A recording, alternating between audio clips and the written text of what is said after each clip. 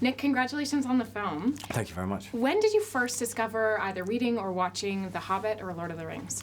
I read The Hobbit when I was around 11 or 12. The Whites brothers, the directors of About a Boy, gave it to me to read on that set, and I've still got that copy, so I got to go back and reread it in prep for this, which was lovely. That's so cool. That's a great connection, like beginning of your film career, and it kind of carries you to this moment. Yeah, exactly. It kind of oddly gives me some weird affiliation and connection in a way. What was it like playing opposite Lily and experiencing falling in love with Edith? She's a phenomenal actress, so it was just wonderful to get to spend time with her and build that relationship off screen, so that then we had the connection and trust and ability to work together on screen. I think she sparkles in all of her scenes and creates a real charm and cheekiness and drive and passion and also hurt behind the Edith character. You know, she brought so much to that role. It's a wonderful performance. The love story with Edith is magnetic, but that isn't the only love story in John Ronald's life. His best friends really shape who he is with that fellowship. So how important was that part of his story?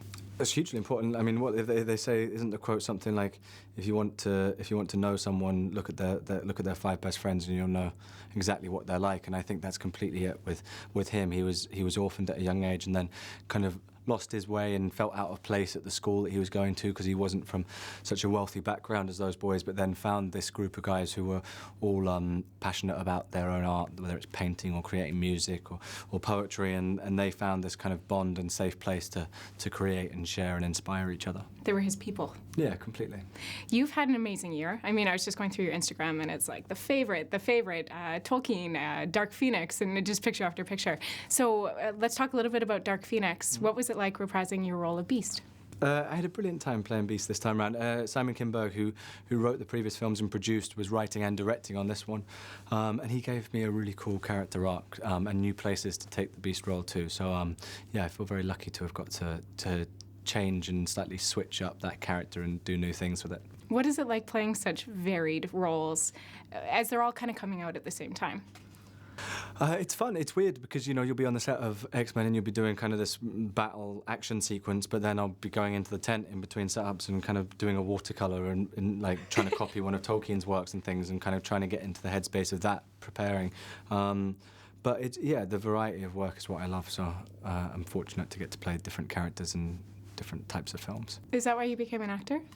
I think so. I like pretending. I have to ask, lastly, about the conversations and the headlines that are out right now about the Tolkien family just distancing themselves from the film. Yeah. For you, what impact does their opinion of the film have on how you feel about the project? Well, obviously, it's one of those things where, as a fan, first and foremost, like, I wanted to make a film that honoured him, and I thought this was an incredible story to tell, so I think fans will really appreciate it, and we've sent an invite to them to watch the movie if they want to. We're lucky, his great-grandson was on the set in the trenches, Callum, so he's coming to the premiere tomorrow, and hopefully he likes it. Lastly, I guess we've got a little bit of extra time, so for you, the study of language, what was that like? Do you speak any other languages? I don't speak any other languages, so that was something that kind of learning these languages that one of the professors at Oxford helped us create, and I had to break them down phonetically and then practice them over and over again and repeat them and then kind of give the meaning back to them afterwards. But it's given me a new appreciation of his world building and the history and knowledge behind it, and a new love of language myself, yeah. Nick, thanks so much. I love the film. Hey, nice one. Talking to you. Hey, thank you so much. Cool. Lily, congratulations on the film. Thanks. So much is unknown about Tolkien's life as he was growing up. But for you, when did you first discover either The Hobbit or Lord of the Rings? I think when I was really, really, really young, in like elementary school, when the movies were first coming out. But I've always loved magic and fantasy and all that kind of world. And I grew up in the English countryside, so very Shire-like. And this, knowing that this was going to be a story about the man behind all these legends was so fascinating to me. And then, of course, to find out there's a woman who actually inspired a lot of the characters, especially Luthien, was even more interesting, of course. And I thought, oh God, I want to be a part of this in some way. So it was definitely kind of harping back to my childhood in that sense.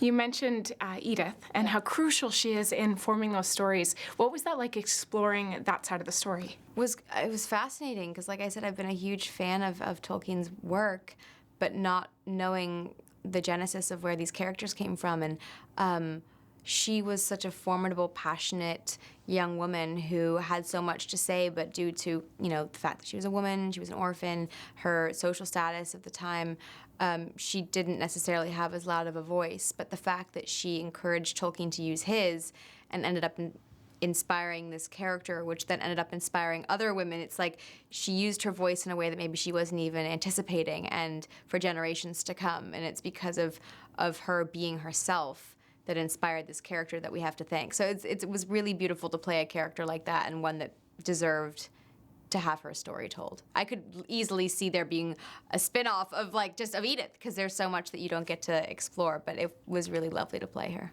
What was it like working with Nick and then experiencing falling in love with John?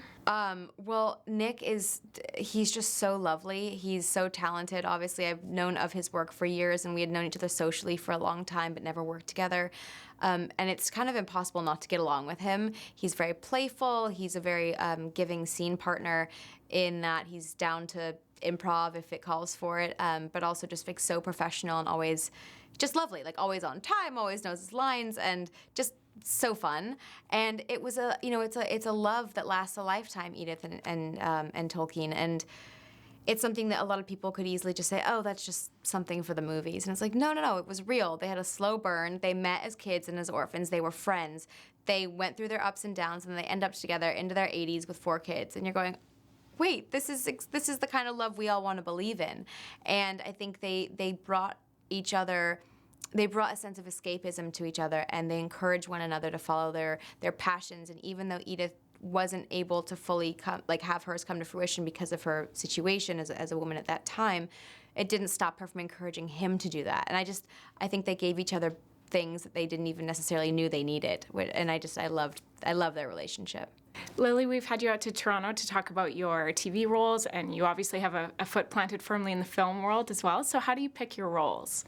I'm very much character-based, and I just love stories and kind of whatever, doesn't matter what medium it is, but if the character speaks to me, I'm drawn by that, and I want to look at roles that I feel like will ultimately teach me about myself. And I can't worry about the amount of people or who will see the film. It's about the experience of filming it, so I always look at what I think the experience will be like. So I just love getting to play with different characters. And you've done so many cool ones, even right now with Les Mis. Oh, thank you. I love anything that I can try and transform in some way. So Les Mis felt very much, when I have no hair and no 2 front teeth, I was like, well, that's very transformational in its own way. But yeah, again, a project that I just felt really lucky to be a part of.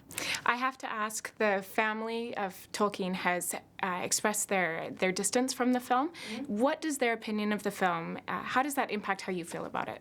I'm so proud of what we created, and I have nothing but the most respect for the family and the estate and the work that he created. So ultimately, I'm just an actor that gets to be working on this film, and I can only say that I'm so proud of the work we created, and I'm just excited for everyone to see it. Congratulations on the film. Thank you. I loved it so much. Thank you so much. I appreciate that. In Canada, I've heard everything from Tolkien to Tolkien. So what do you guys say? Set the record straight. Keen. It's Tolkien. Tolkien. Fact. But I'd be lying if I said I knew that before this film. Yes. Right? Yeah, I know. said Tolkien before, yeah. What do you guys eat? Poutine? Poutine. Well, poutine. So a teen, the same thing. Okay. It's a Canadian delicacy. Poutine. Tell you about it later. Yeah. Thanks, Fries, guys. gravy, cheese, delicious. Oh, amazing. So good. We'll have you out. Sounds good. You guys play the loves of J.R.'s life. I mean, of course he has his relationship with Edith, but the relationship the 4 of you have could be his great love story, his best friends. Why do you think it's so important that we have these friendships in our youth? You're going through a very interesting time in that period of your life. These are formative years. You're figuring out who you are, what you're interested in, what your sense of humour is, what love is, and during that, it's definitely beneficial to have a tight unit of very trustworthy friends around you who will be honest with you, tell you the truth, and put you on the right track if need be. Yeah, it's like that thing, was it the Jesuit priest say, give me the boy for the first few years of his life, I'll show you the man. It's a bit like these boys became men together, you know what I mean, having to war together, but also discussing the ideas, like they sort of are intertwined with one another.